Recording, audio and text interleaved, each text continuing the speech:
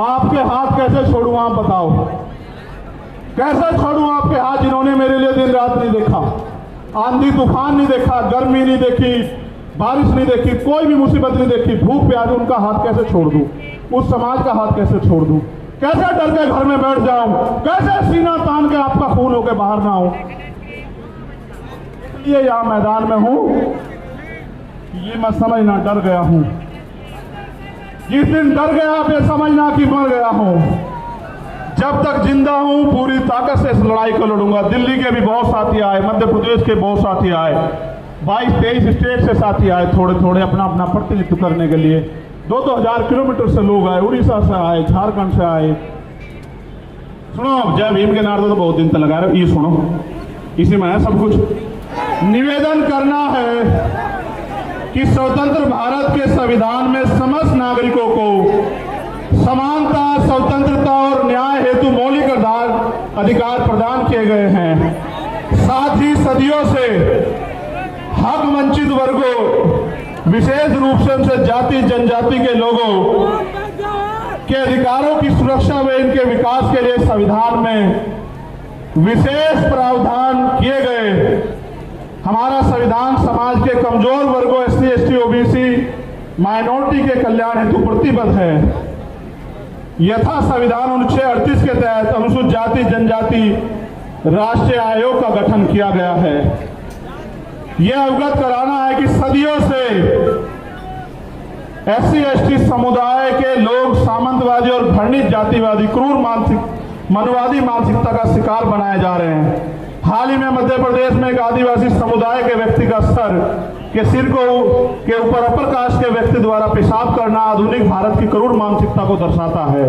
इसी प्रकार पिछले कुछ वर्षों में देश के राज्यों में समाज के इन कमजोर वर्गों के लिए चैलेंज करके सुनियोजित हत्याएं की जा रही हैं, जिसमें प्रमुख घटनाएं हैं शोधार्थी छात्र रोहित वेमुला की हत्या, वरिष्ठ पत्रकार गौरी लंकेर की हत्या, मनीषा वाल्मीकि की हत्या, जितेंद्र मेघवाल की हत्या, इंद्र मेघवाल की हत्या, रमन वाल्मीकि की हत्या, भाई आकाश गुर्जर की हत्या जो उत्तर प्रदेश पुलिस द्वारा गोली मारकर की गई। इन घटनाओं से ऐसा प्रतीत होता है कि देश भारत के संविधान से नहीं बल्कि देश का शासन प्रशासन मनोविधान से संचालित हो रहा है। समाज के कमजोर वर्गों के खिलाफ आए दिन सुनियोजित हिंसा, हत्याओं तथा मॉब लिंचिंग घटनाओं का ग्राफ लगातार बढ़ता जा रहा है।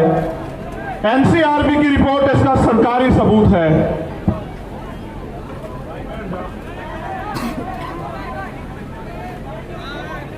अब मैं आपको एक एक करके मांग पढ़ता हूं, पढ़ूं भाई? आप समर्थन भी करना होना चाहिए, नहीं होना चाहिए, ठीक है? क्योंकि भारत एक लोकतांत्रिक गणराज्य है। हमारा बुद्धिजीवी समाज भी सुने कि हम अपने लिए लड़ रहे हैं या समाज के लिए लड़ रहे हैं। हम आपकी वोट से बने वो नेता नहीं जो राज्यसभा, विधानसभा, लोकसभा में तलवे चाट रहे RSS और भारतीय जनता पार्टी के। हम आपका खून है, कल भी लड़ रहे थे, आज भी लड़ रहे और हमेशा सड़कों पर लड़ते रहेंगे। क्योंकि भारत एक लोकतांत्रिक गणराज्य है। देश में 85% लोग SC, ST, OBC व अल्पसंख्यक समुदाय के हैं, जबकि हायर जुडिशरी अर्थात सुप्रीम कोर्ट व हाई कोर्ट में इन वर्गों का समुचित प्रतिनिधित्व नहीं है। इसके लिए इन वर्गों के जजों की समानुपातिक आरक्षण के तहत नियुक्ति सुनिश्चित की जाए। और इसका एक उदाहरण बता देता हूं। UPSS में पिछले 10 साल में दलित समाज का एक भी बच्चा भर्ती नहीं हुआ, आप चेक करा लेना। उन्होंने एक षड्यंत्र कर रखा है, हम उनको हरा देते हैं कंपटीशन में, इंटरव्यू में वो हमें हरा देते हैं। उन्होंने कहा इंटरव्यू में 80 नंबर नहीं आएंगे तो भाई कामयाब नहीं माना जाएगा, 70 से 79 देकर हमारे लोगों को निकाल देते। आप देखो लोकतांत्रिक भारत में एक जज नहीं बना पिछले 10 साल में। आप इस बात को समझो, कितनी बड़ी साजिश। पिछड़े वर्ग के भी 2-4 बड़े होंगे। SC, ST executive exclusive special court की स्थापना की जाए जो केवल SC, ST एक्ट में दर्ज केसों की सुनवाई करे और आयोग उनकी निगरानी करे। और इसलिए मैंने कहा कि बिहार वालों को भी अपने यहाँ आयोग बना देना चाहिए, ठीक है? ये होना चाहिए, नहीं होना चाहिए? ठीक है, बहुत अच्छे। SC, ST एट्रोसिटी एक्ट 1989 के उपबंध 4 के तहत जिला स्तर पर जिलाधिकारी की संस्तुति में जांच प्रक्रिया की निगरानी हेतु वरिष्ठ अधिवक्ताओं की कमेटी का गठन किया जाए तथा SC/ST समुदाय के जघन्य अपराधों जिसमें कम से कम 7 वर्ष की सजा हो, पीड़ित परिवार को आर्थिक सहायता राशि कम से कम जो भी 8,25,000 रुपये मिलती है 50 लाख रुपए की जाए, पीड़ित परिवार के एक सदस्य को सरकारी नौकरी दी जाए। बताओ सहमत हो या नहीं सहमत हो? भाई मंच के लोग हाथ नहीं उठा रहे हो, तुम एक तरफ हो गए। चलो आगे बढ़ो। SC/ST वर्ग के अधिकारी कर्मचारियों का उच्च पदों पर SC/ST OBC वर्ग के अधिकारियों कर्मचारियों का उच्च पदों पर समुचित प्रतिनिधित्व हेतु प्रमोशन में रिजर्वेशन का प्राविधान किया जाए तथा इन वर्गों का बैकलॉग कोटा पूर्ण करने के लिए विशेष भर्ती अभियान चला जाए। हमारे बहुत सारे अधिकारी कर्मचारी आए हैं, आप भले धीमे धीमे हमारे साथ खड़े हो रहे हो, हम आपके साथ खड़े हैं। प्रमोशन में रिजर्वेशन SC/ST OBC को लागू करवा कर देंगे इस देश में, याद रखियो। सन 1931 के बाद देश में आज तक जाति आधारित जनगणना नहीं की गई, अतः जाति आधारित जनगणना की हम पुरजोर मांग करते हैं तथा जिसकी जितनी संख्या भारी उसकी उतनी हिस्सेदारी के तहत देश में वास्तविक लोकतंत्र कायम हो सके एवं जनसंख्या के अनुपात में आरक्षण बढ़ाया जाए। आप चाहते हो जातिगत जनगणना हो? ठीक है। यह है कि सरकारी उपक्रमों तथा संस्थानों का निजीकरण संविधान की लोक कल्याणकारी राज्य की अवधारणा के खिलाफ है, क्योंकि यह सरकारी नौकरी में आरक्षण को समाप्त करने की साजिश है। अतः निजीकरण पे तत्काल प्रभाव से रोक लगाई जाए। आप इस पे सहमत हो? जब हमारी सरकार आओगी सारा जिनका निजीकरण हुआ है उनका राष्ट्रीयकरण कर देंगे, आप चिंता मत करो। केंद्र और राज्य सरकार के सभी कर्मचारियों के लिए पुरानी पेंशन लागू की जाए।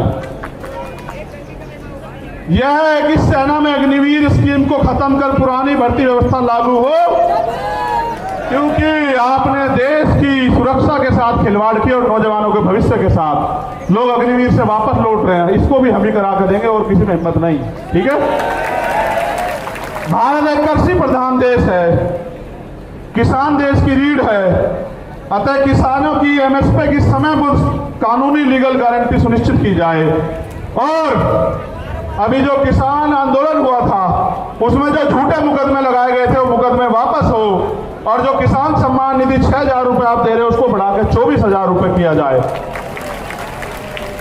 यह है कि संविदा नौकरी में आउटसोर्सिंग भर्ती को तत्काल खत्म किया जाए तथा संविदा पे कार्य कर रहे कर्मचारियों को भी नियमित कर्मचारियों का समान वेतन और अन्य सुविधाएं दी जाए। जो सफाई कर्मचारी अन्य संविदा पिछले 5 वर्षों से अधिक समय से ठेके संविदा पे रखे गए हैं उनको संवैधानिक आरक्षण का अनुपालन करते हुए नियमित किया जाए। आप इससे सहमत हो?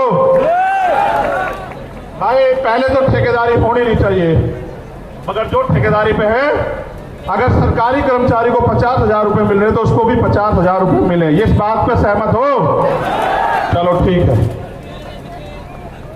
और सफाई कर्मचारी दिल्ली के तैयार रहें, आपकी मांग हम अगले 1 महीने पूरी करवाने के लिए यहां की सरकार से भी निपटेंगे, आप चिंता न करिए। यूनिफॉर्म सिविल कोड लागू करने से पूर्व सामाजिक और आर्थिक गैर बराबरी समाप्त की जाए तथा शैक्षिक और लैंगिक स्थापना समानता स्थापित की जाए। उसके बाद UCC पे आपसे बात करेंगे। अगर आप अल्पसंख्यकों के विरोध में कोई भी कानून लाओगे हम उसका ड्राफ्ट पढ़ेंगे, आपकी ईंट से ईंट बजा देंगे सरकार के लोगों, इस बात को याद रखना।